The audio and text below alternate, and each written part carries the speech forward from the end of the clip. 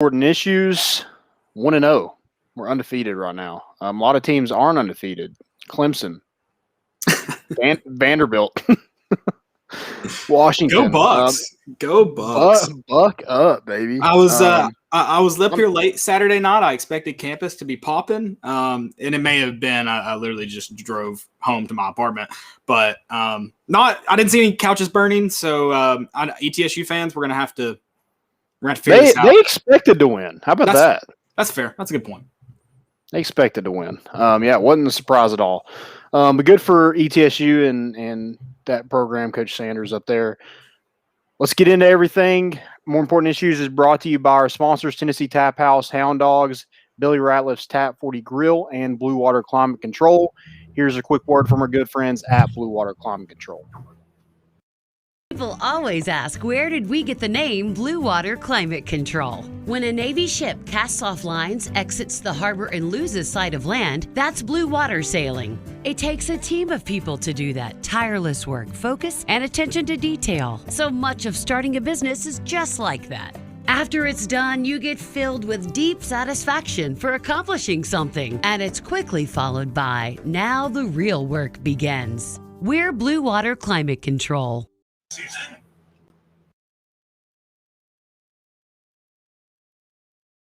Balls are back. Yeah, they had us the first half, I'm not gonna lie. Oh, could be Wayne! I think I got my swagger back. Oh! I love it, baby! Them orange britches. Something about them orange britches. Tennessee wins! By Tennessee, Jawan Jennings. Jennings makes the catch. Ball hit high in the air into right field. Going back is Sayre, and Tennessee can say hello, win column. A grand slam in the bottom of the ninth. You can't draw it up any better. We just won a basketball game, and we're very happy right now. I made up my mind. I don't expect to ever look back. I'm going to stay at the University of Tennessee.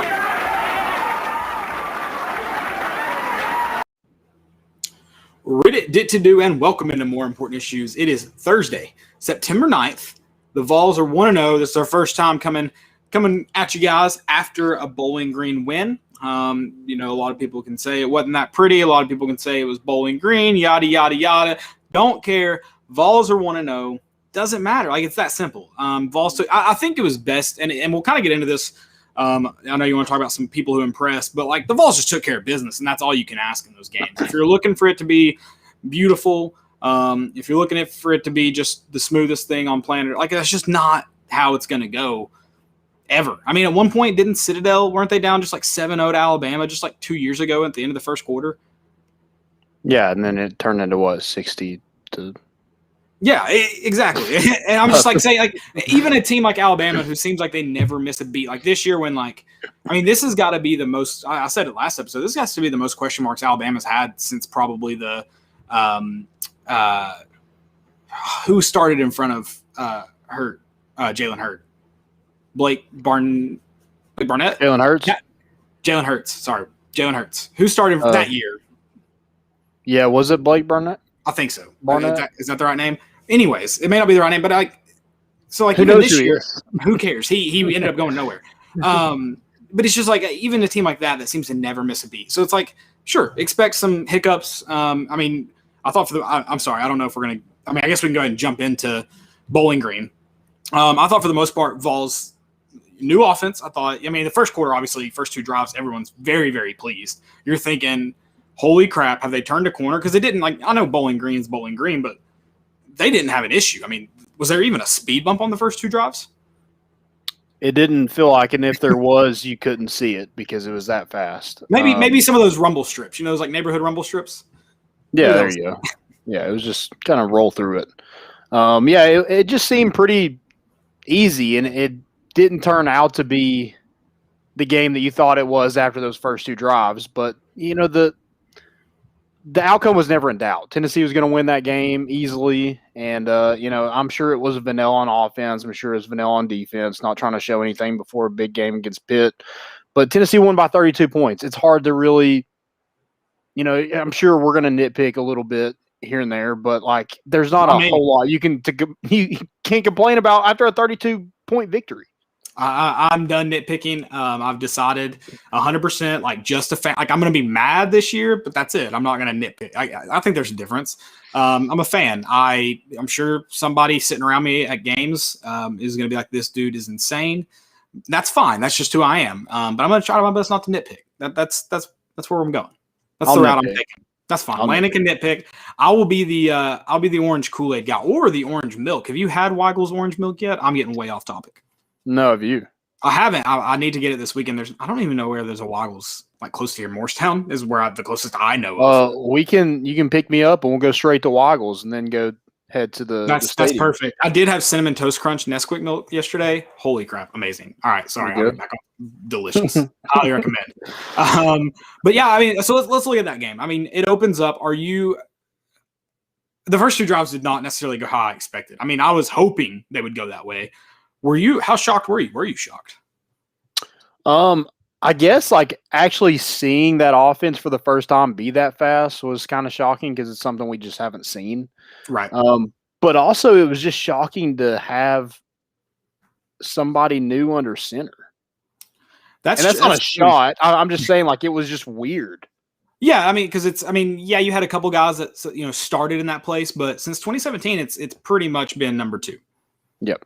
For the most part, outside of a couple games. But yeah, I mean, that's true. It did kind of feel weird seeing someone else back there. I was kind of impressed for just going in the first 2 drives, just how Tennessee kind of kept their options open. They did try to hit on a deep ball. They did run a dive the first play. I was about to turn off the TV right then. I really was. I was like, "There's no way this is happening again." But they did, open up the playbook on the first drive. They didn't fumble. That's the first thing they did on Jeremy Pruitt's first play. So it's a good point. So I mean, I like that because you mentioned vanilla, and I'm sure it was like vanilla to an extent, but they didn't just completely shut down what they've been preparing for all fall camp for one game. Like they ran a version of their offense, if you will. And I thought, I mean, first off, and we're going to get into this, I know too, talking about Pitt, the running backs were we knew what we had in Jabari Small.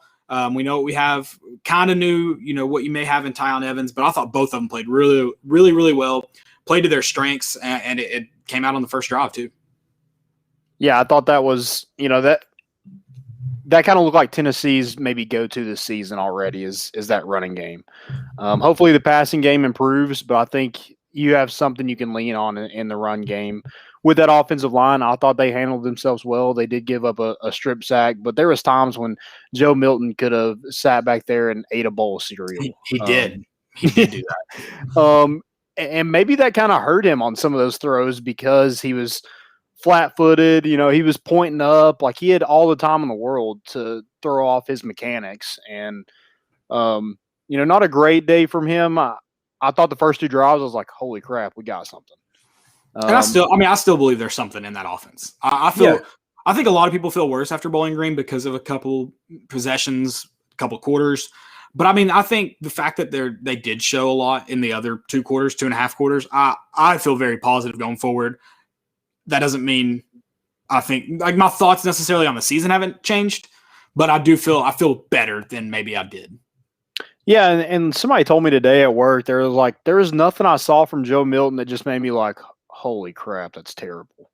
Yeah, some of the mechanics. I'm not nitpicking. I'm just saying, like, if you were gonna nitpick, maybe some of the mechanics in the pocket. But you mentioned that when the game gets faster, he won't even have time to do that. So, like, that hopefully isn't an issue. Yeah. I mean, there was nothing that I was just like, holy crap, what are you doing? None of those head scratching plays. He held on to the football for the most part. Took care of it, except for that strip sack. That it is what it is. It's going to happen sometimes. The deep balls were missed, but they weren't just terrible throws. They were thrown too, which is right. Positive. Yeah, that was a positive, and it wasn't just like, oh, you have a wide open receiver, I'm going to throw it 10 yards out of bounds. Like it wasn't anything like that. So I think it's something to build on, and it's something new. It's kind of exciting to see if he can improve from the first week to the second week. Well, and I think you, as far as like concerns about Joe Milton, of course, and Oreo Puppy Dog. I hate that I had to read that name. He just said 48% completion rate and couldn't complete downfield. No touch and no air. I mean, yeah, he has to work on the deep ball, and we knew he had the arm. We knew he had the arm strength. But I mean, I think it's assumed when a guy transfers from or into Tennessee right now that they were going to be. It wasn't going to be a first day Heisman candidate. Like I think everyone should have known that. Mm-hmm. And there were some concerns about his accuracy. I mean, he threw the ball well over the middle. And if we're going to talk about completion percentage, how many passes were just dropped? And I think 3 or 4.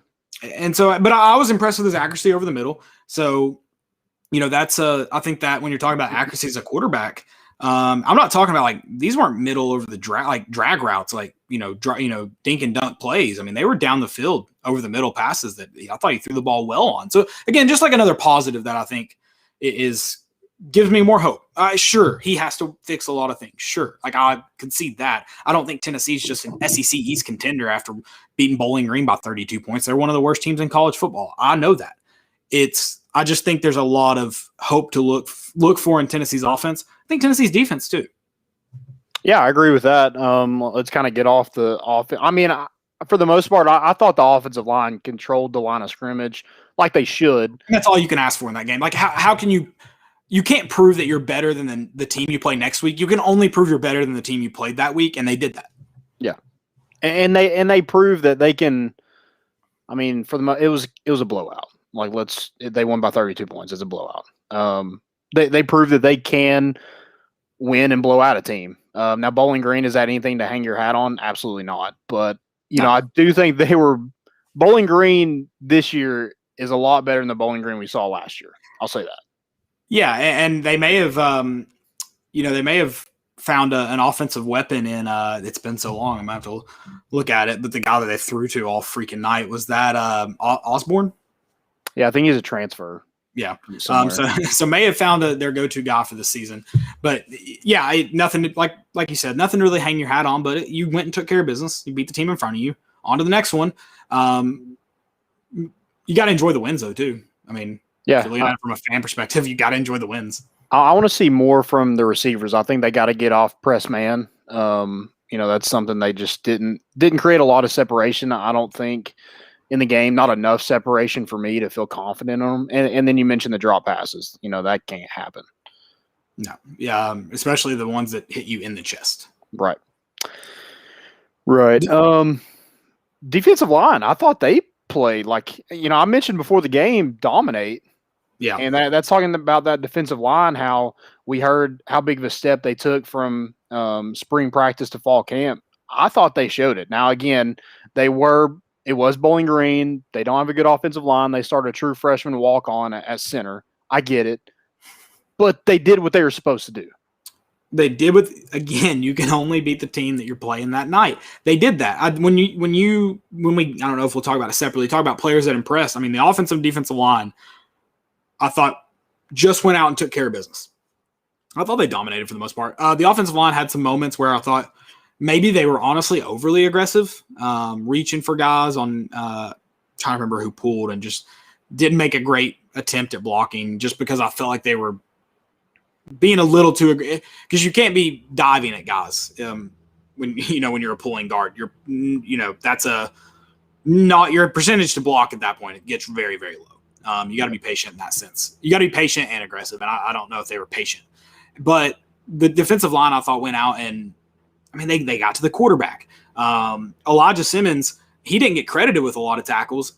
Whoever the statistician is needs to hook him up with some assists. He was involved with a ton of plays in the middle, and just did a great job of making it hard to run the ball up the middle. And that's if you can take away that from a team, that's a win for the defensive, especially the interior line. That's a win. Yeah, I thought that was big. You got some news right before the game that Byron Young wasn't going to play. I know that kind of maybe put a damper on that pass rush a little bit, but I thought Tyler Barron, Jaquan Blakely held their own. I thought Caleb Tremblay was good. Caleb Tremblay, he impressed me more than I thought he would. Yep. Elijah Simmons, Matthew Butler. I mean, there was a lot along that defensive line that really impressed me. Yeah. No, they're not. And, I mean, you got to take it with a grain of salt. I get it. But, they look – 10,000 times better than they did last season. Yeah, and again, it's Bowling Green. I get it. Well, and last year they only played SEC teams. Right. So, but I will go back to 2019, and I know it's not entirely the same group, but I would say as a group, they're Tennessee and Bowling Green's not even just not an SEC opponent. There's a bad FBS opponent. But still, I don't know if there was a game that Tennessee's unit looked that good in 2019. Yeah, that's true. I mean, props to Rodney Garner for them being, terrible in spring practice, and for him getting the most out of that group and then performing the way they did the other night I was like, wow. I mean, and fall practice, that's all you heard. I mean, that was the chat. So. Yep. Yeah, that's and then got a couple of people mentioning in the chat that there was the tackling was much better. I think someone even said the energy didn't seem that great on the Tennessee bench. Well, the Tennessee defense was flying around, really kind of led by Jalen McCullough. It felt like he was everywhere Thursday night. And Theo Jackson, sorry, not Jalen McCullough. Theo Jackson was the one that was everywhere. Jalen McCullough played a good game too. Had almost an interception. Yeah, dude. But God. I said it before. You did. No more drop picks. But it really did feel like I thought everyone was flying around. It felt like the defense was getting to the ball.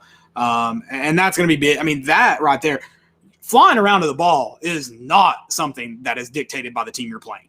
Flying around to the ball is something you can do every single day, no matter who's lining up across from you. And it's really going to help you, too, when you're playing guys that can make people miss or guys that can break tackles. That's when it really matters, but you got to do it every single day. It's a habit thing. And I felt like I thought the energy on the defensive side of the ball was pretty good. Yeah, I did too. And I know they had some chunk plays given up in the second quarter, but it was kind of that bend, don't break. I mean, they didn't allow Bowling Green to get in the end zone, and they gave up 2 really long field goals. I think one was 50 yards. So, that's something you can really build on going into this Pitt game where, I don't think they're super explosive on offense. They've got. They're definitely going to be. Yeah, they're definitely going to be better than Bowling Green.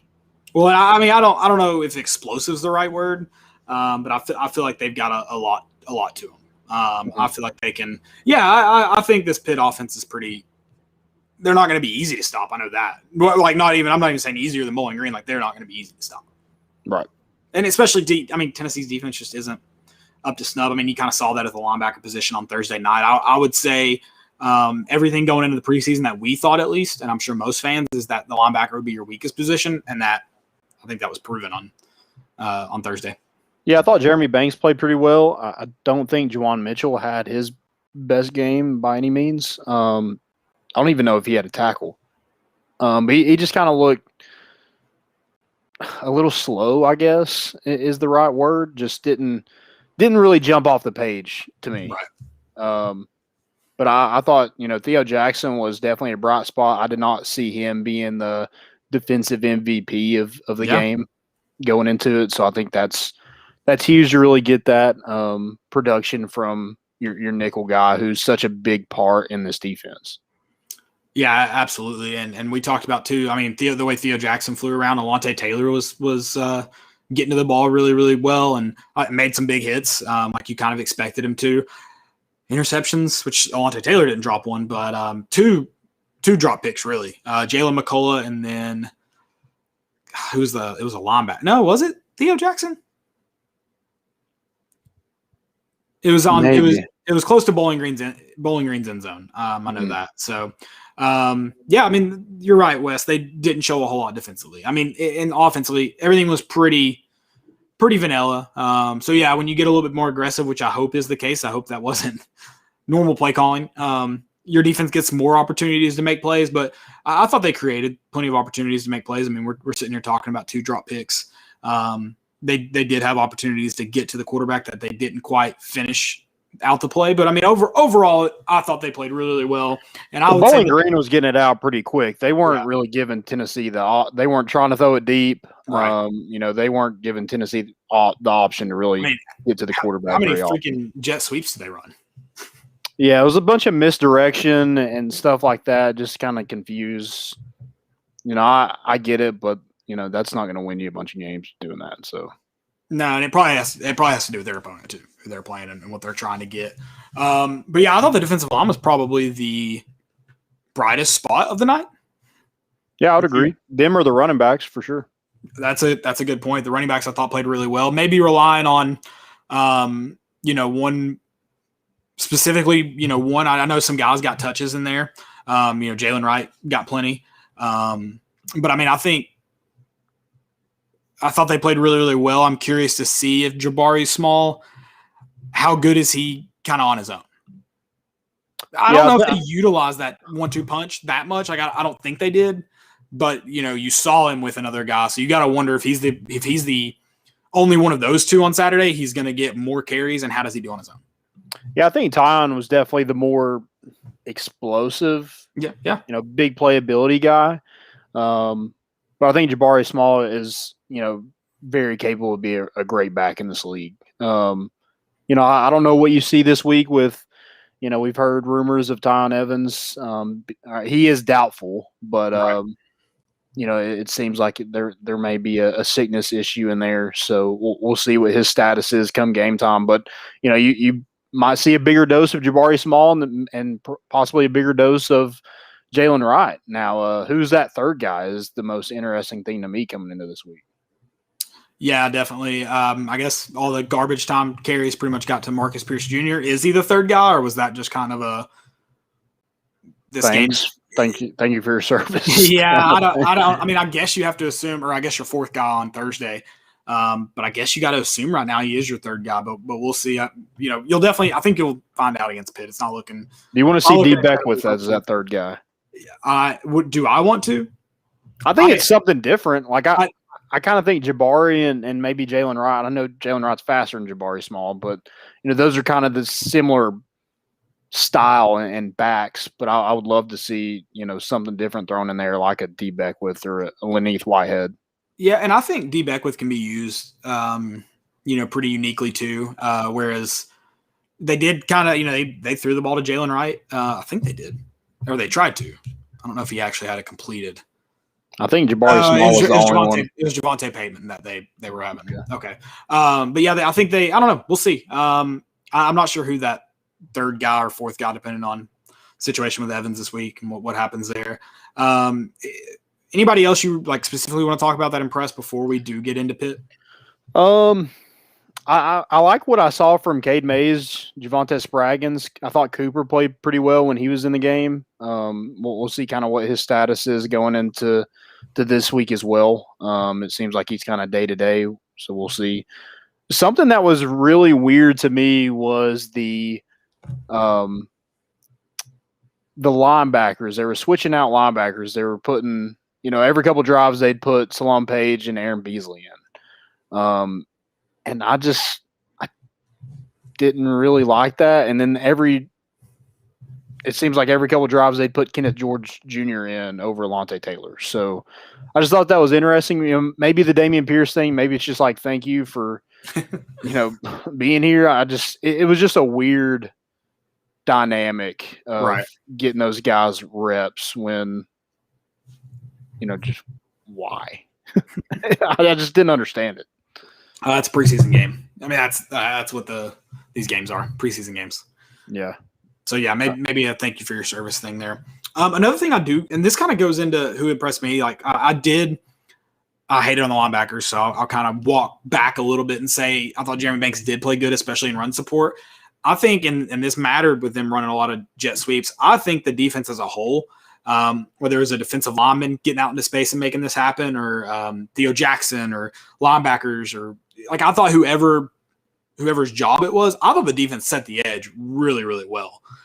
Kept everything inside, allowed their the other 10 guys to make plays on it in between the hashes. I just thought whoever's job it was, any given play, I thought they did a good job setting the edge. I think there were a couple guys that were at corner that did it well. So I think it was kind of a group effort to do it. It wasn't just one guy that just did it exceptionally well. But Jeremy Banks, I think, had 2 big tackles where he just set the edge, kind of held the guy up in space and was able to make a play on it. So, I mean, if that's something that the defense is able to do all year, well, that helps you out a ton when you're playing great speed. Of course, it gets harder when you're playing great speed. But that's a big deal on the defensive side of the ball. Yeah, I thought Cedric Tillman kind of impressed me too. I mean, he very easily could add 3 touchdowns on the night. Yes. So Which I mean, gets me back into my preseason point of I'd rather have a good arm than a strong arm. correct. Say that. Correct. Yeah, I thought he impressed. He got that separation. You know, he wasn't a guy that you are going to hear about, you know, as a burner like a lot of these guys are on this roster. But, you know, he was the one that they seemed to trust with the deep ball. Just overthrew him. Yeah, and I mean, you know, does it help having kind of those speedsters on the outside, you know, where that safety support kind of rolls to? Does that help free up Cedric Tillman? I mean, it did seem like they favored him on the deep balls, which I thought was interesting, but he was there. Yeah. I think they're going to get a heavy dose of press man just because, you know, they did struggle a little bit getting separation. And that's what Pat Narduzzi loves to do is, you know, bring the house, stop the run, and play press man on the outside and force a quarterback to make really good throws to beat them. And with the completion percentage going back, I think they're really going to test Joe Milton this week. Oh, yeah. And the way I thought he moved well in the pocket, but I mean, everybody's eyes were kind of set on him standing in the pocket. So curious to see how they attack him. Well, I mean, he did run for 44 yards. So I was impressed with how he ran the ball. He did have 2 touchdowns. Yeah, I mean, a lot of people were, I guess, depressed about his speed, upset about his speed. I mean, there's no way you thought he was a speedster, right? Yeah, he looks like a defensive end. So, and I mean, that one touchdown, I guess a lot of people were upset with, you know, him not running as fast as he can. He wasn't trying to break a world record. He was just trying to get in the checkerboards. Yeah. So. And he could have easily handed that off, and it would have went for a touchdown too. Yeah, exactly. But before we get into Pitt, someone asked, do you guys think Bailey will ever see the field? I do not think the quarterback competition per se. Like, I don't think the quarterback's set in stone. I'll say that. Obviously, Joe Milton's your number one going forward, but I don't think that's, or, you know, as of now, but I don't think that's necessarily set in stone. Yeah, I think he kind of like maybe that first game was kind of his coming out party to see if he would just take it over. And I don't think he really just did enough to, you know, put everybody out of there. I think the job's still his to lose. Yeah. I don't think it's going to happen. I don't think he's going to lose it in a practice. No. So it would be a game. Good God. Tampa just had an incredible punt. I don't want to know the distance on that, and he put it inside the 2-yard line. That was incredible. They punted already? Dang it. That had to be a 52-yard punt. We need them to win and win big. That was just incredible. 65 yards? Holy freaking crap. Joe said it was a 65-yard punt. Oh, yeah, I'm on YouTube TV. I was like, how'd you figure that out so fast? I'm delayed. That's incredible. Golly. Sorry. I love a good special teams play, if you can't tell. Joe plays the first 4 games no matter what. That's what Wes McLaughlin said.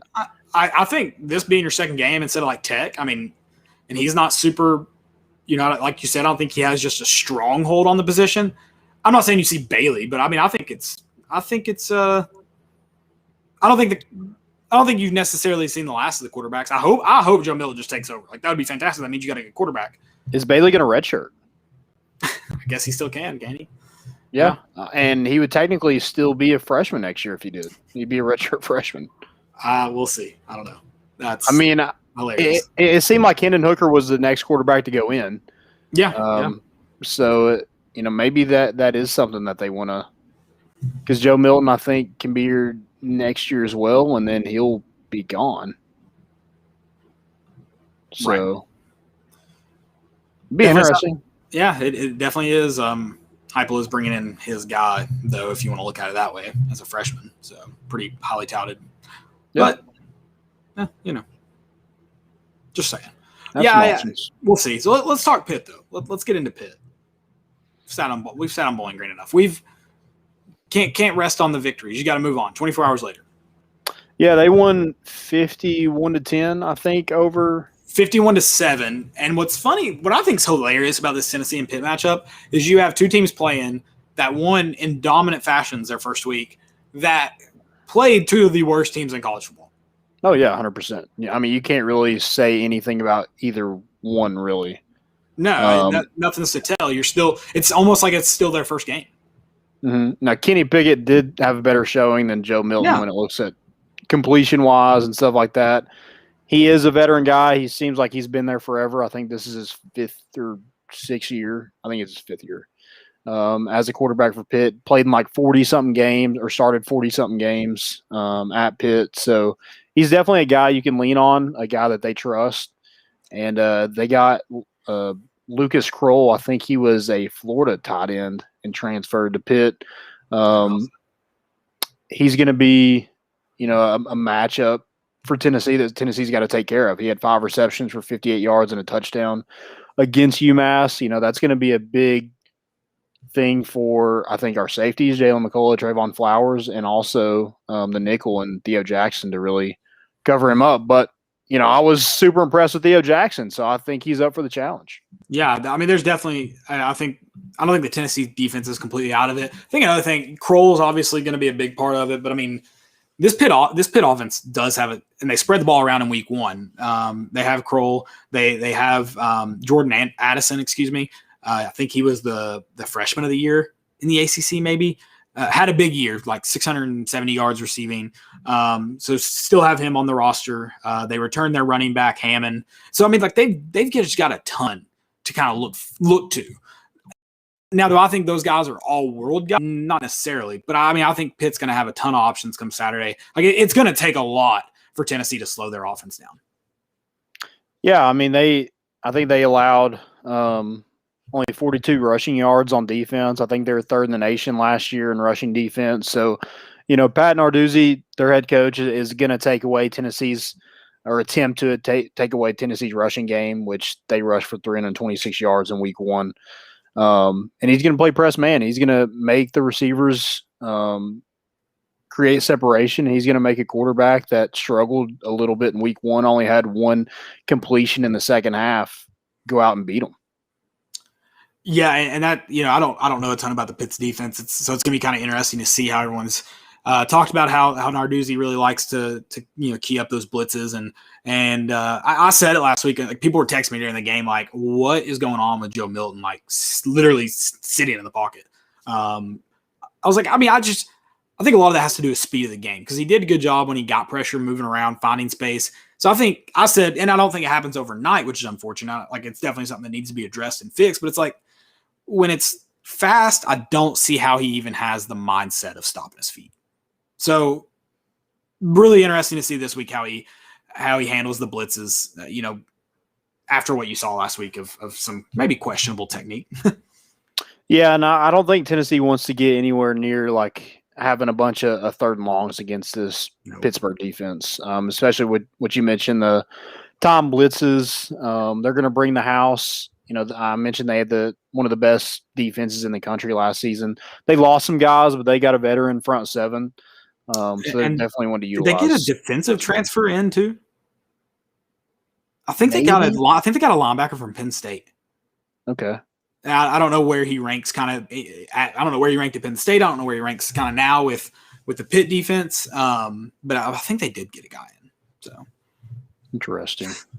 I'll have to double check that though. But I was reading about Pitt and I was like, yeah, they're good. They're a good team. They're supposed to have a good season this year.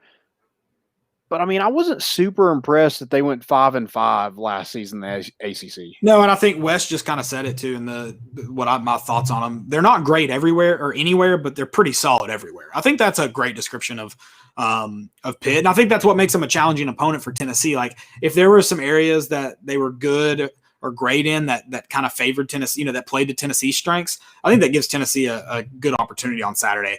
I think Pitt's going to be too much at once for Tennessee. Like, I think they've got enough that if one guy's not really bringing it today, there's another guy there on the other side of the ball to kind of bring him back. And so I think that presents more of it. Like, I would almost rather them have like a great quarterback, but no running back and maybe one receiver. Like, I'd almost rather them have something like that. Like, one guy, we're going to bank on one guy beating us. Like, make it happen. I mean, I know it's happened a lot lately, so I realize that's a bad statement I'm saying, but I just feel like there's going to be too much for Pitt. Yeah. You do have coaches that have faced this Pitt team. I think Josh Heupel did in 2018 and 19 at UCF. And then you had Tim Banks face Pitt from 2016 to 2019 at Penn State. So at least you have some familiarity with this team. I mean, it is a different team, but they do have the same coach, I think, same offensive coordinator. So you have some guys that have faced this Pitt team, and hopefully they're prepared for them, because I think the thing I'm worried about most is something that maybe I shouldn't be, but I think it's the offensive line. I think it's our rush offense against their rush defense. Yeah. I think it's protecting Joe Milton, not giving up a strip sack, turnovers, stuff like that. So I think it's going to be a big challenge for our offensive line. But there is talent up there on that offensive line where I kind of feel okay about it too. Yeah, and you got to worry about Cooper Mays probably not playing. Pretty and then impressive. Tyon as well. And of course, Tyon Evans. But I think the offensive line, they still have a lot to prove. Again, glad they went out and beat the opponent in front of them on Thursday. But now you got to go beat the next guy, the guy that's in front of you on Saturday. So, and that's going to be your real test. So I hope they do it. I think if they set that tone, makes it a lot easier, especially if Evans isn't there, because I think Jabari Small is going to have to make probably make a ton of plays at the line of scrimmage where he's either making a guy miss, shedding a tackler. I think there's going to be it's going to be a tall task for the running backs to be as effective as they were last weekend. Yeah, I agree. And Pat Narduzzi did say, and I've had some people say some stuff to me about this, because I fired off a tweet about Pat Narduzzi's comments about the. I was going to ask you about those comments. Yeah, he basically just said what any coach would probably say in that situation is, we'll be prepared for it. It shouldn't be a problem. And which I get that, but listen, I think Neyland Stadium's a special environment. I don't know about a noon. I legitimately don't know if a noon game is not going to present the same kind of problems that an 8 o'clock or a 6 o'clock kickoff would. 7 o'clock. No, I get that, but it is different than last year they didn't play in front of a crowd, or 5 games they didn't, and then the time they did, it was at Clemson. They had 18,000 people there. And how many of his guys have been on airplanes before? Is he factoring in that? Yeah, there you go. Yeah, I mean, you got to factor in everything. And it wasn't a shot at Pat Narduzzi. I mean, I don't necessarily disagree. But also F Pat Narduzzi. Right, yeah. That's a challenge to us. Well, that's another thing too. You said every coach says that, and I guess they kind of do. It's because every coach, I feel like they're saying they're prepared for anything. Yeah. I feel like that's always a question when teams go to big stadiums. It's can you guys handle the crowd noise? And I think it's hilarious, because in football, how much communication truly happens through word of mouth, especially nowadays with all the signals, with the silent count. It's just funny because, yeah, sure, your communication is, different, but it's not really that different. Yeah, I don't know if it does communication, but I feel like it can from a momentum standpoint. If you get a big turnover and you get another big turnover and it's just pounding on top of you, that's hard to overcome. Well, I'm not even discrediting completely crowd noise, because even in 2015, Oklahoma had to refigure out their snap count at the line of scrimmage. So it's I don't think it's completely just out of the realm of possibilities but that's also one of the loudest games I've ever heard, and a lot of people have ever heard. So that's a standout moment. But no, yeah, I fully believe there's nothing worse, and I've felt it so many times in my life, than feeling the air get sucked out of Neyland. And I feel if I can feel it, those dudes on the field can feel it. Oh yeah, 100%. That BYU catch, I knew we lost right then and there, and it still had an overtime to go. Mm-hmm. I don't know of any really. Oh, the Georgia game in 13. Oh, that one was brutal. The Pig Howard fumble, that one, the air that, I don't know if anyone said a word. No one was even F this, F that, leaving the stadium. I think everyone was just so, because that was a sad moment. That was it wasn't even angry. It wasn't even angry. No one, the ref probably made the right call, so you're not even that mad at the ref. You're you can't be mad at Pig. It's just you're just mad that you're a Tennessee fan that day. You're just so sad. That was a funny one. No, funny to look back on how just the circumstances of it.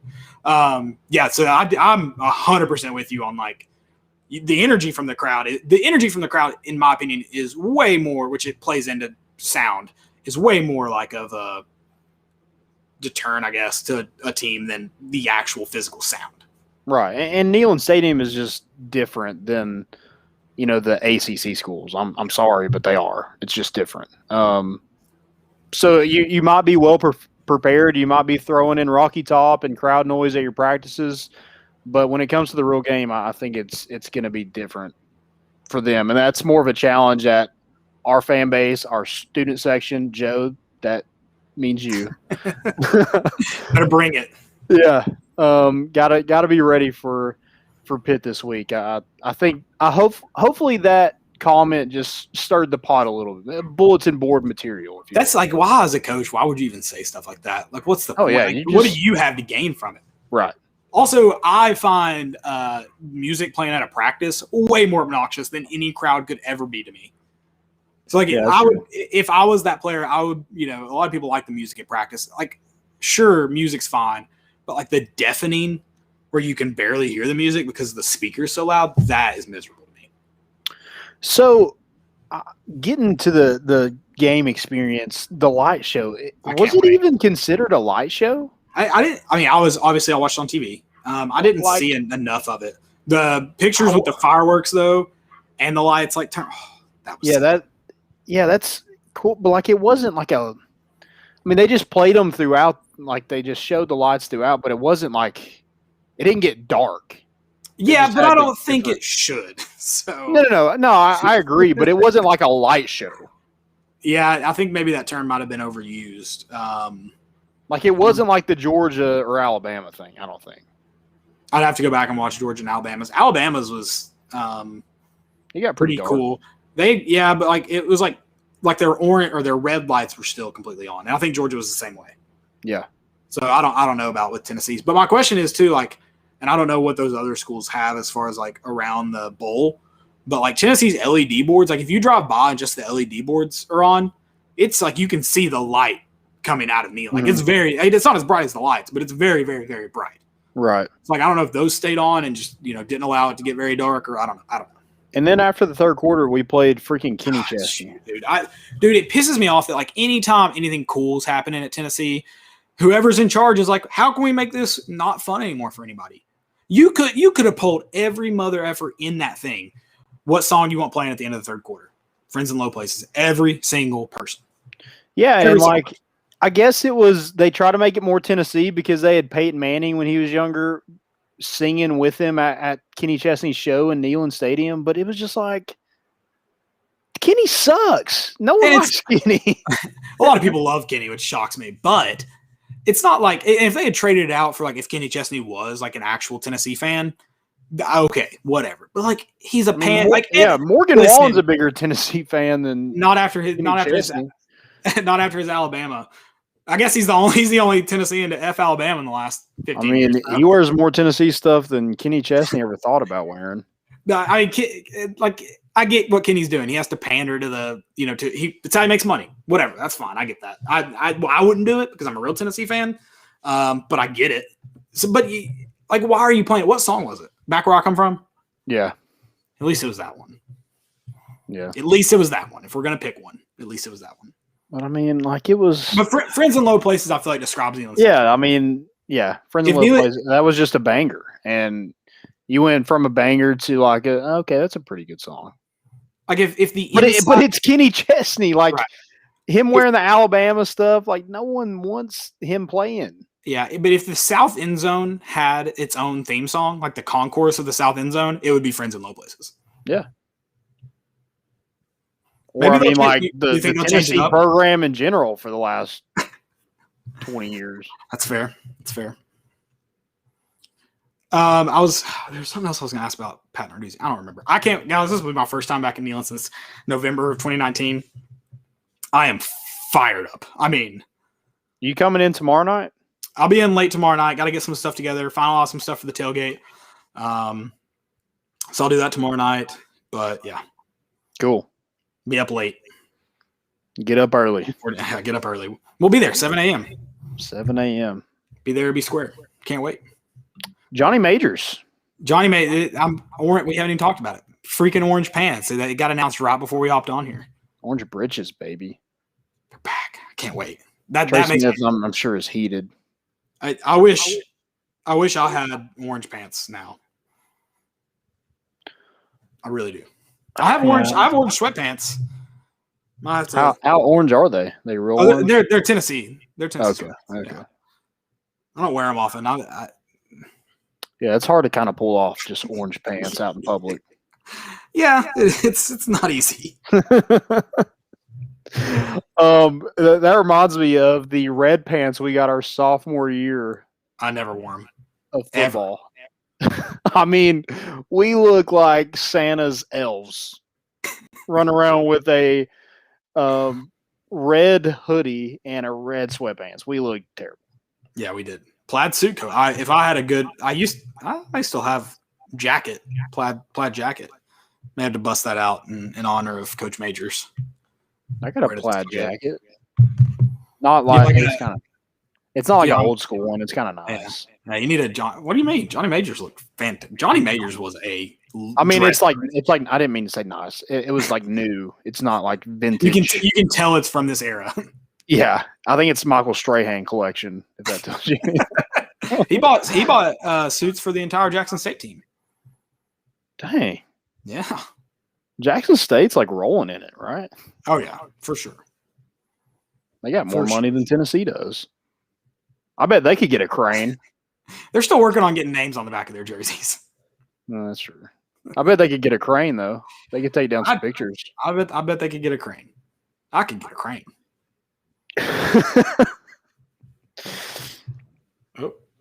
So who you got?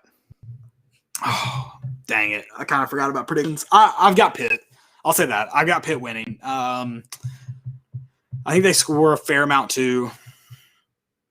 I'm trying to decide if Tennessee gets into the 30s, and that kind of – I just don't know how much Pitt wins. But I guess I should say just Pitt 37.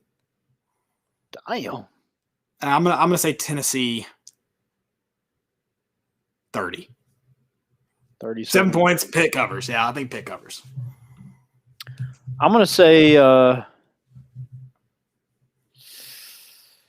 27-24. Okay, a little bit low scoring. Yeah, I'm going to say over. No, I'm going under this game for sure. I'm going to go Pitt. I want to go Tennessee. After those orange pants, I wanted to switch it, but prove me wrong. Please prove me wrong. I think that's my thing. Is like Tennessee's got to prove they can win a big game. And I mean, it's kind of sad we're thinking of Pitt as a big game, but I think it is a big game for this program. Yeah, it's a big game. If anybody wants to, bull crap it, and if they want to act like this isn't a big game, those are the same kind of dudes that walk into a bar and think they can pick up the hottest girl there. And yeah, how do you think they honor Johnny Majors besides like a video tribute? I don't know what they're gonna do. I was hoping there would be some kind of like at least like a patch or something like that both teams wore. You think Heupel has a suit coat? No chance. No chance. That would be awesome. If somebody wants to get in his ear about that, I mean, that would be fantastic. Who did that with? Oh, Malzahn did it with Pat Dye. Yeah, that's right. He wore the hat and the yeah. Did he wear a tie? I guess he did. Yeah, I think he did. Yeah, that would be very cool. I mean, I was hoping they could. I don't get Tennessee's. I mean, Tennessee just needs to go the BYU route. They need to have several versions of like the orange and white that they've had throughout the years that they can wear any given time. Yeah. So I hate that they didn't have a Johnny Majors jersey from his coaching days. Playing days would have looked a little goofy with the sleeves, but like a Johnny Majors tribute. But you could have made it more like modern. Yeah, but they were literally just plain with like sleeves down to the elbow, which I guess you could have done, and that would have been fine too. But I feel like they were honoring this game because of his coaching legacy, since he coached at Pitt as well. So like coaching would have made sense in my mind. But yeah, I mean, it would have been really cool if they had found kind of more like if they're going to dub it and make money off of his name, because they're selling shirts, so they're making money off Johnny Major's name again. It would have been nice to like see cooler, I guess, aspects of it rather than just throwing a logo together to sell it. Yeah, I agree. Like, and those shirts, I mean, 100% cotton. If I get a large, I'm gonna wash it once. It's gonna get dried, and then I'm never gonna be able to wear it again. It's gonna become my wife's t-shirt. So, yeah, just I hope they do something. You know, the best thing I could think of was giving him the Heisman or presenting his family with the Heisman that he actually deserved. that would be good. Maybe they could get back to the beer barrel. Whiskey. Oh, there you go. Yeah, bring it out for this game. Oh, he would love that. That's a. No, I think it'd be nice if they could find a cool way to do it, but I don't have any faith right now. And just like I don't have faith in necessarily how this team performs on Saturday, I still don't have faith in this athletic department as a whole. So, sorry, Danny White, nothing against you, bro. Prove me wrong. Did I hear where he bought Butch Jones's old house? No way. Somebody said that. I think it was on the market well after he moved here, but I mean, I guess they could have been living in like just a temporary house. I never heard that. Okay. Maybe if you know that, please let me know because I want to find out if that's true or not because that's law. It's a nice house. I'd buy it. Yeah, but and he got it way marked down, didn't he? I mean, if they were. Oh yeah, it's been on the market forever. So maybe he did. Maybe he's just a. Or maybe they wouldn't go down on the price. Who knows? Maybe I don't know. I'm not sure at all. I hadn't heard that. Anything else for the Johnny Majors game? Anything else you want to see? Are you going to go get fully vaxxed before? Yeah, I'm already fully vaxxed. What a weird, I guess they're just trying to encourage you. Hey, before you walk into the stadium, why don't you come over here and get a vaccine? Yeah, and what if it's their first one? Does that, or which one are they going to get? Are they going to get the Pfizer? Yeah, Because you have to come back in 2 weeks. Are they trying to sell another ticket for 2 weeks? That's what it is. That's another thing is if it's my second shot, I heard the second shot is the one that kicks your ass. I'm gonna pass out in the stadium because you don't have enough water to sell. Oh yeah, 100%. My dad, I was at a baseball game. My dad basically had to carry me to the car because I could not walk after the second one. So I know it affects people differently. Apparently, if you got a good immune system, it really beats you up, which I don't understand, but somebody told me that. So, I'm screwed then. Yeah, some people felt nothing. I was like, dude, I was on my deathbed. Well, I don't know. We'll see. Find out. Maybe take some tequila shots. Ooh, there you go. Get prepped. Yeah, and then go get the vaccine. All right, I'm in. That sounds like a good time to me. I'm excited, though. I wish it wasn't a noon game. I feel like you could have done something more for teams that don't really play each other that's honoring Johnny Majors. I feel like it shouldn't be a noon game, but here we are. It'll be fun. Tailgating will be fun. Game day atmosphere will be fun. I think there's going to be a lot of people there. I don't know if it tops Bowling Green. It's supposed to be pretty. It's supposed to be 81 degrees, so water shouldn't be an issue. We'll see. I'm excited. Knock on wood. Knock on wood. I hope it's. Well, it was raining. It rained last night, and I got up and I was like, I swear, if it's supposed to rain Saturday, I will murder someone. I will I will do it. I've waited so long for Saturday. I refuse to wait anymore. We got cornhole boards, shot ski. We're gonna have the TV going. It's gonna be fun. I'm excited. I'm gonna try to find a way to multi-stream. Well, yeah. What sucks about the TV is three TVs, 4 TVs if you want. There's no game. It's just going to be college game days. College game day. Hey, and dang it, we're in an international window. I was about to say, Landon, there'll be EPL on. My statement stands. I have been trying to dip. Baseball just sucks betting, so I have been trying to dip into some soccer. There you go. Bet the overs. Bet the overs. Yeah, I did bet on USA last night. The over. That was a late hit too. Yeah, thank God they scored 3 in the 75-minute plus. I went to bed thinking we lost or tied. Yeah, so that was good. And I have bet on tennis too. U.S. Open. Wow, I took Djokovic to win the whole thing. So how's that going? He's in the semis, so perfect. He plays tomorrow, and then championships on Sundays. We'll figure out if I won $30 or not. Excellent. I like it. Love it. Let's talk about, speaking of betting, college football. Who you got this week? Who are your locks? My locks. Oh, whoa! EPL's back this Saturday. I gotta go set my fantasy lineup. Thank you. Oh my gosh. Oh, that's Jose. Thank you, Jose. Oh, crap. I'm glad you said that. I'm already sucking in fantasy, so I really don't want to lose any more than I have to. This week I got my lock for the week. South Carolina money line over ECU. It's ECU. I mean, I know they're a pretty decent team. Wait, what's the money line at? They were at -2, so it was like 120, 130. Okay. So yeah. You won't even take the spread at that? Mm-hmm. Nope. You won't take them at 2. They just got to win by field goal. That's more money. I'm hammering money line, baby. Okay. All right. Hey, you do you. I'm not here to force anybody's hand. My first lock, and this is an easy one. You guys should have known it. Over. Coastal Carolina and Kansas. Take it. Why? I mean, why? Why even think twice about it? Take it. 52 and a half. Coastal's going to score 45 on their own. We just need Kansas to sprinkle in a couple points. Okay. Coastal may not score 45 on their own, by the way, guys. This will be a tougher test, but I've got faith. They score. My next lock is I'm going under Tennessee Pitt. I like it.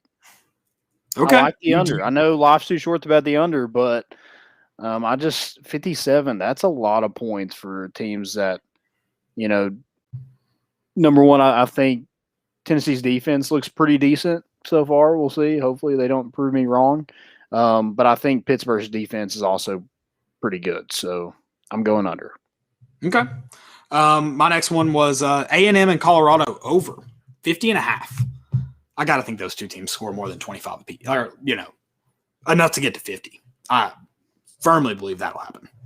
Yep. A&M looked a little slow, sluggish. They played – who'd they play? It was a small team, low team. And I don't think Colorado gets their fair share. So I think 50 and a half is easy over. Okay. I also got Michigan -6.5 over Washington. Washington's coming off a loss to Montana. It's true. So I like Michigan to at least win by a touchdown. Okay, that's fair. That kind of gets into my South Carolina point. But I kind of want to go ECU money line. I wish it was better. It's only like plus 100. Like it's only money back. It's plus 106. Yeah, I just think at the end of I think Doty's back, and then Zaquandre White is, he's an SEC back. So I think they just kind of dominate later on in the game. Fair. I probably would have just taken Carolina though spread, but to cover. Yeah, I mean you can, but it's not a lock. That's fair. We want locks. We want free money, Caleb. Landon's only taking locks. I like it. My next one is Miami -8.5. They are playing Appalachian State. I just got to think Miami beats them by a little more than a touchdown. That's it. That's my expert opinion. Yeah, I'm staying away from this game. I did. App State was one of my locks last week, and they won it for me. So I'm going to stay away from it.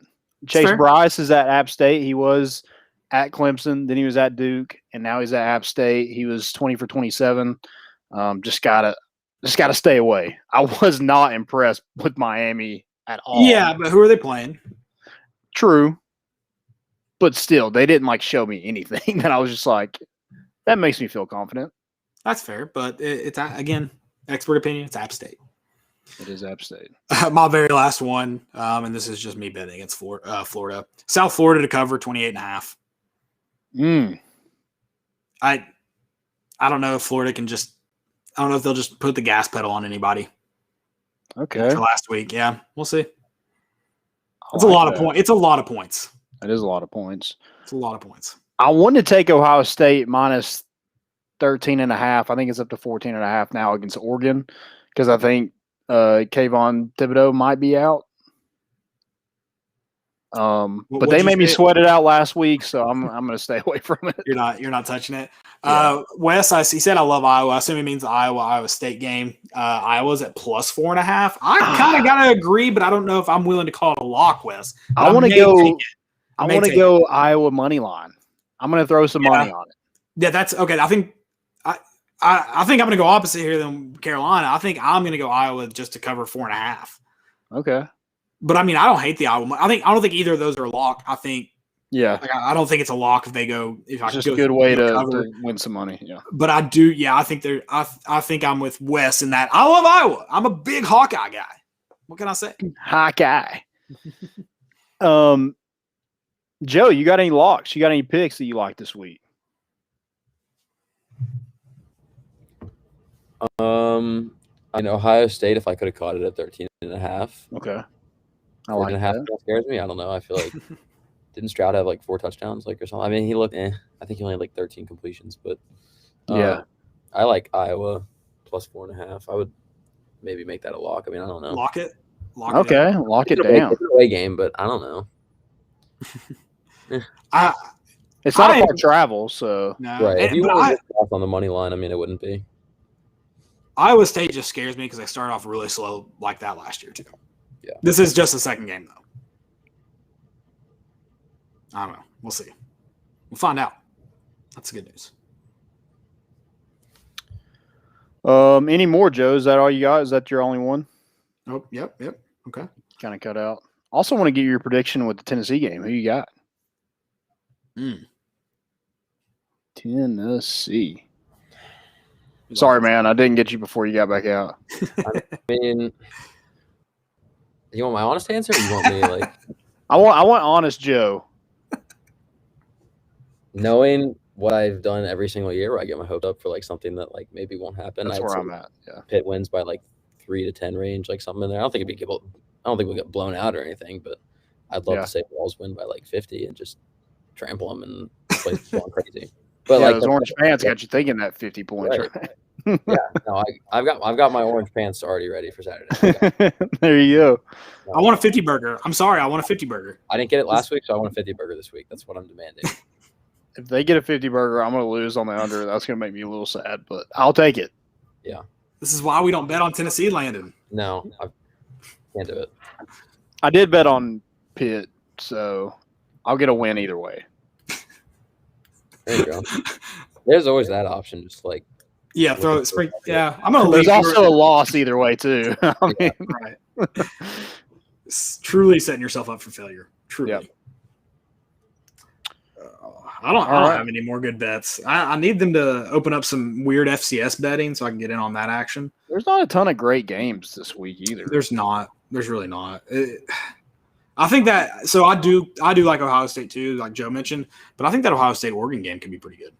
Yeah, you can get that alternate bet. It's probably like 120, 130. Alternate spread, 13.5. Oh, that's a noon game too. God, what is this bull crap? This is still a lot of points, but I see it at 64 right now, and that's like, I don't know though. Yeah, I don't hate 64.5. Honestly, I don't hate it. I don't know if I definitely won't lock it in. I don't know if I hate that. Which one? Ohio State. Yeah. Oh, 60. Okay. You would like the over? I mean, I just feel like Fresno was able to get a decent amount up on Oregon. Like Ohio State's offense looked decent once they got past the interception and stuff. And I don't know. I just don't know if Oregon can score enough to get to that. No. I was thinking if Ohio State falls at like somewhere in the 35 range, I don't know if Oregon can keep their end of the deal up with 30. That's fair. Will that two other games, are they going to be good? Is the Colorado A&M game going to be good? I guess that may mean A&M's not for real, if so. Because I don't know what Colorado has. Then you also have Texas and Arkansas. Little SEC game. I like Texas -7. You like Texas -7? They do got a true freshman quarterback. That makes me nervous. Against a Sam Pittman defense. I don't love it, but Sam Pittman defense. Credited him? Oh yeah, that's Sam Pittman. Yes, sir. No, I guess it's Barry. I guess that defensive line is Sam Pittman. He's a line guy. I think he's the offensive line anyway. But then you got the Mormon Bowl this week. Utah and BYU. Yeah, Utah minus. I like Utah on that one. If I get a 6.5, yeah. But yeah, Zach Wilson-less BYU, lock it. Does Vanderbilt have to get whooped in their own stadium again? Who do they play? Home game, Colorado State. Oh, aren't they like a big underdog?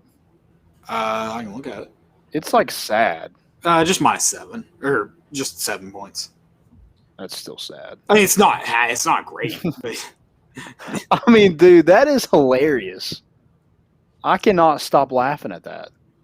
the mistakes they made were truly hilarious. Like they were truly hilarious. Like it They're looked just trying to lose the game. Some of their mistakes looked like a middle school football game. It was awesome. ETSU took advantage of them, man. They did not hold back. Yeah, what about freaking I think Randy Shannon? Randy Sanders. Whoa. Oh, why did I say Shannon? I don't know. Randy Sanders. Did you see his speech after the game? Very weird. Very yeah, weird speech. I thought he would be a lot more hyped up about it. And they showed the whole thing. They showed the whole thing. I was like, all right, just turn it off. Like, yeah, it's very cringe. Well, it's just like the classic what a coach says to a team after a win. I thought he was going to be like, F Vanderbilt. Yeah, that'd been hilarious. So, it was I was like, can we please turn this off? I watched the whole thing, unfortunately, because I thought, like I was with you, I thought at some point it was going to get very hype, but. Right. Real quick, do you guys like Kentucky -5.5? Yeah, I did put that in a parlay. I like that. I like Missouri. I like Missouri. Yes. Missouri just didn't impress me last week. They did not look good last week. So, like, this is all just gut feeling. Throwing the brains out the window like I do for most of my gambling. But yeah, I could see them. I could see Kentucky winning by a touchdown. Yeah, home game. I mean, they just dominate the line of scrimmage, just run the ball down their throats. I decided not to bet on it, so that's how confident I am in my Missouri pick. I put it in a parlay, so we'll see what happens. Also, like Liberty over Troy money line. I think it was at like 150. I put that in a parlay too. Just throw it in there. I need to do my teaser. I'll do that tonight. I may put Kentucky in that teaser. I wonder what I can tease them down to. Just money line. You can get them at like +1. I guess it would get it at +1. Yeah. I guess. I don't know. I don't know if I've ever taken a team from minus to plus. I have to look. I haven't done enough gambling. More gambling is in my future to figure this out. Right. Okay. Any questions? Do we have any? That's all I got. I didn't. I saw someone ask for our score predictions, but we've already given those. So. Yeah, I can just check and make sure, see if we got anything. I don't have any. So Vanderbilt is truly pitiful. Dude, I mean that was the worst showing I've ever. That was way worse than a Georgia State loss. Well, I mean, just speaking relative, yeah, it is, and everything about it was truly hilarious. They got whooped. They got whooped. And what's his name? He looks like he just looks annoying. He looks like a Notre Dame guy. Yeah, he looks like a Notre Dame guy. I have nothing personal against him. I just hate him because he's a Vanderbilt coach. Truly hate him for that reason. You find a reason to hate him. Did you see that stuff going around about, so someone was like, is Rocky Top the best fight song ever? Which is hilarious that it's hilarious that people don't think well, here's the sad part. A lot of Tennessee fans don't know that Rocky Top's not the fight song. And that's okay. Like, I'm not hating. It's fine. But it's hilarious the amount of fans or the amount of like other teams fans that make fun of us for being like, you don't know. It's like, I mean, it doesn't matter. The schools adopted it and we sing it, and it's our song now. The fans have adopted it. It's like, you don't make fun of Virginia Tech. Like, you think Virginia Tech running out to a totally different song is the coolest tradition in all of college sports. But it has a song that has nothing to do with the school, nothing to do with the state of Virginia, nothing to do with football, nothing to do with anything. And you're like, oh, that's cool. They run out to Interstate. No, if you can't in one sentence hate Rocky Top because it's not the fight song, and then love the Enter Sandman tradition. You can't. Right. Yeah. I'm not a big fan of the Enter. I think it's incredibly hype. I think it's cool. I think it's like Jump Around at Wisconsin. Like, Jump Around Wisconsin was cool. It's the same idea. Like, people getting really, really loud and like all moving around at the same time, so the place is shaking. But that doesn't make it the best entrance in college football. Right. And I don't think I feel like the USC thing is just as good as it's the same. Sandman. Yeah. Yeah. It's really, really cool. It's not It's not one of the One best. thing that I would like to experience, and I wouldn't wear their colors, but I might wear like a black shirt, but like a Penn State game at night with I would like love, the whiteout. I would love to be at a whiteout at Penn State. I would That'd love be dope. That is. Do not use those words out of context. I would love to be at a whiteout at Penn State. I want to go to a Michigan-Ohio State game at the Big House. I want to go to the Iron Bowl at either stadium. I want to go to a Rose Bowl. Okay. I'm trying to think of some like historically great game. I want to go. This is a weird one. I want to go to a Harvard-Yale game. If you build it, nerds will come. That's like a historically, like, I mean, it's been forgotten because they're so irrelevant. But like, that's like one of like the first true football rivalries of college football. Yeah. And like, they take it really, like Harvard and Yale people take it really, really serious. Like, it's a real, like, if you ask like a Harvard grad, of course they have to, like, if you ask like a guy that like went to Harvard that knows football, like if you ask Ron Fitzpatrick, like how many times has Harvard beaten Yale in the last 20 years, he'll rattle it off. Like not even a second thought. It's like a Cornell thing. Yeah. In the office. Exactly. He's that mad about it. So I would love to go to a Harvard Yale game. I would love to go to a Georgia Florida rivalry if they ever stop playing it in Jacksonville. It needs to be a home and home. Yeah, it's stupid. But other than that, I'm very disinterested. So count me out. Yeah, I think the Iron Bowl would be cool. I would love to go to Iowa. Are they in Ames? I'd love to go to a game at Iowa at night. I would love that'd be cool. I'm trying to think of any other stadiums. I would like to go to a Red River rivalry. I know they play neutral site, don't they? Yes. So. Where do they play at? I'm looking it up. I'm not sure. Red River Showdown. Is that what it's called? I Yeah. thought it was a rivalry. I did too. That's the website. They're playing in Dallas this year. Okay. I don't know where it historically is. It says returning to Dallas. Cotton Bowl Stadium. Does that sound right? So maybe they switch it up. Maybe. That would be a cool rivalry to go to, of course. I don't know if I'd like really want to go to like I don't care to go to like any game out west other than like the Rose Bowl, but that doesn't necessarily like mean anything for two college football teams. Yeah, if I want to go to sleep, I'd watch a Nebraska-Wisconsin game.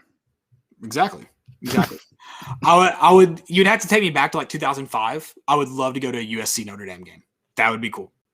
Now I don't care, but like in 2005, that would have been awesome. Is the Rose Bowl gonna be like? Is the UCLA USC rivalry gonna be better now that it looks like UCLA is a lot better than they have been? It could be. I mean, but USC's got to hold up their end of the bargain, and I have zero faith in in Clay Helton. They covered though, didn't they? They may have, but as a program, I have zero faith in them. Zero. Yeah, that's true. So I'm out. I'd love to go to a really, really good Tennessee-Alabama game in Neyland. I'll probably never get to experience that in my life. That would be cool though. But it's so weird that like we've been to some of the great college football games of the last couple of years. Well, like the Oklahoma game in 15, Florida game in 16, Georgia in 13. Like we've been to some of those great ones, but like I've never experienced them outside of Neyland, and I've been going to Neyland my whole life. You almost forget like until you like go and talk to like when I was like talking to a guy at the Sprint store in Arizona, and he was like, dude, a couple of years ago, me and a friend, we just wanted to go to Neyland Stadium. It's like you forget how truly cool Neyland Stadium is. Yeah. Forget about it. But there are some stadiums I'd like to venture to, and not freaking Kroger Field. I know we're going back this year, and I'll love it. Like I'll love it. I'll have fun, but I want to go to some cool stadiums. Yeah, I agree. Yeah, it's not the best, but there's we don't have a ton of options this year as far as away games goes because going to Como is not something. Going to where? Columbia, Missouri. Oh, I've never heard that before. You never heard Como? Yeah. I think they say it. That's why I just said it. Did they say that in that rap? Probably. Yeah, probably. I'd like to go back to Bryant Denny if Tennessee and Alabama are ever competitive in my lifetime. I would love to go to a Tennessee-Auburn game in Jordan Hare. Missed that opportunity in 17. 18. I'm an idiot. 18. Oh, yeah, and Tennessee won. That would have been awesome. Damn it, fall weddings. Yeah, so here we are. Bishop Sycamore Stadium. Apparently, awesome. Deion Sanders said on Pardon My Take that they were supposed to play Bishop Sycamore last year. Trinity was. Oh, And really? the travel arrangements for Bishop Sycamore didn't work out. Oh, my God. It's freaking hilarious. Stupidity. Stupidity. You can go first if you have them. I need to pull this up. Oh, I'm going to go Way back. Kroger Field. They got a Power K now? Are they just trying to take everything? Listen, I know this is a hot take because it's Kentucky. I love that field logo with the state. It looks I know, but like, a Power K? Power K. I mean, that's a pretty like loose. I feel like there's, I don't know. I feel like a bunch of schools have like the power letter. You know, I feel like UK is like what they're. Yeah, they like probably should have kept UK, but the state outline looks pretty freaking cool. Their state in midfield looks pretty cool. The checkerboard thing looks tacky. I'll say that. The little like small checkerboard on the 50-yard lines looks dumb. But yeah, I'm a big fan of the state. I think it looks good. And there's only, I mean, I don't know, whatever. It does look more basketball courty. Yeah. I don't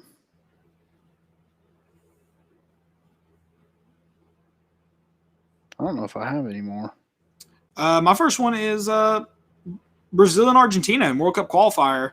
Right before, or like right after kickoff, like 5 minutes in, the whatever, I guess the equivalent, the Brazilian health authorities came out onto the game to stop. Came onto the field to stop the game because of COVID protocol with like involving Argentinian players, and they canceled the game. Nice. 5 minutes in, why couldn't you have done that prior? I don't know. Yeah, I don't understand it. I don't understand it. Doesn't make any sense. My next one is Clark Lee going back to Vanderbilt. He's saying it's a bit of a traumatized group, and there was a bit of an expectation that we were going to win Saturday. There was an expectation that East Tennessee State was going to cooperate in that regard. That's just that's a weird comment to make. It's a weird comment. Going to cooperate? Like, you just think they're just going to come in and just lose?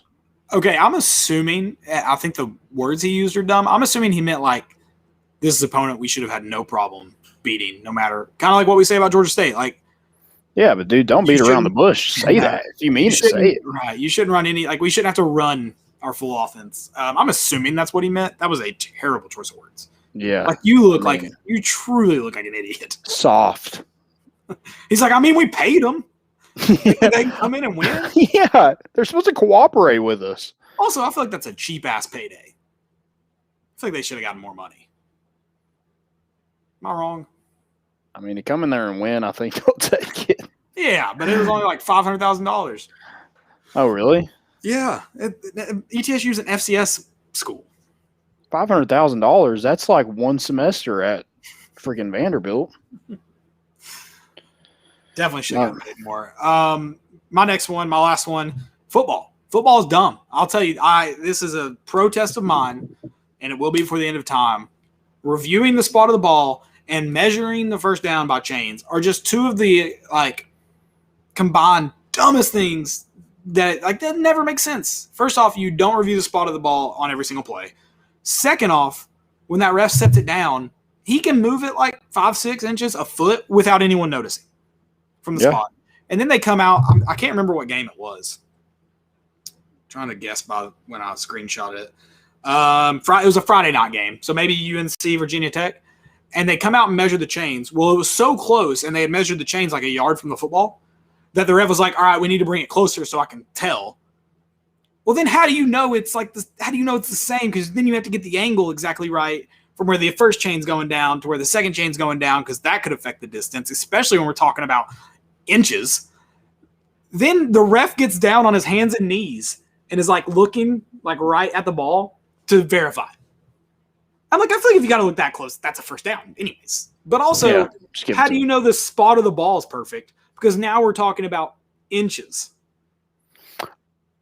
But then we have plays where we go back and we watch them on camera. Like, I feel like that's a play that if it's that close, if you're going to do it, you need to go back and look it on camera. Yeah, I agree. Because it was a fourth down. It wasn't. I like how it's kind of close, and the guy on the sideline is just like, yeah. I mean, it's like, I mean, you know my stance on reviewing sports. I just think it needs to be. It's dumb. It's so over. Like, just take it out. Who gives an F? Or just fix it, but they won't fix it. Targeting, dude. Oh, God. Oh my God. That did they decide on Monday night? This is like, we're just gonna be really absurd. Yeah, I mean it's so dumb, and like I hate the ejection because it's the rest of that game and the next game. Yeah, at least if you're gonna eject, which I don't think you should, it should just be that game if you're gonna do it. Right. Yeah, I agree. I don't understand why. What? I said, what do I know? Oh yeah. Yeah, it's just dumb. I mean, it's ruining. College football's great, but it's putting a damper on college football. Well, the non-caring assholes of America don't help it. Yeah, it's like, dude, freaking just throw a 15-yard penalty. Yeah, I mean, player safety is first and foremost, but like, it's the stuff that's uncontrollable. Like, yeah, right. And if you're going to call targeting on defense, you got to call it targeting on offense, I think, too. If somebody's lowering their head like this and they make helmet-to-helmet contact, I mean, should that not be targeting on offense? And I feel like, you especially when you're talking about ejections, there's got to be levels to it. Like, there's got to be. Yeah. Whatever. Yeah, it's incredibly dumb. They should, and like, I mean, going back into ejecting, they shouldn't be double punishing the teams. The players should either be ejected or a 15-yard penalty. I think it's incredibly dumb, especially when it happens like in the flow of a football game. Okay, we still got to eject him because he's got to keep his head up. He's leading with the crown of his helmet. We're implementing safety. Okay, but you shouldn't be double punishing the team for that. Yeah. I agree. I mean, if they're already starting to tackle and then the player lowers his head, I just don't understand how a defensive player is supposed to do anything about that. Right. I love the Louisville people getting mad about that one on Matt Corral, that one where he was sliding and the dude just for no reason, I mean, obliterates him. I'm like, guys, that's why targeting exists. Like, right, yeah, that's one that you can eject. Right. I'm like, that one was easy. No, like anyone could have made that call. But yeah, that's it was interesting. So did you like Jason Brown's acronym for the NCAA? No, I didn't see that. The non-caring assholes of America. Oh, yeah. Have you heard that one before? That was the first time I'd ever heard that. No, I've never heard that before. Thought it was great. What's he doing now?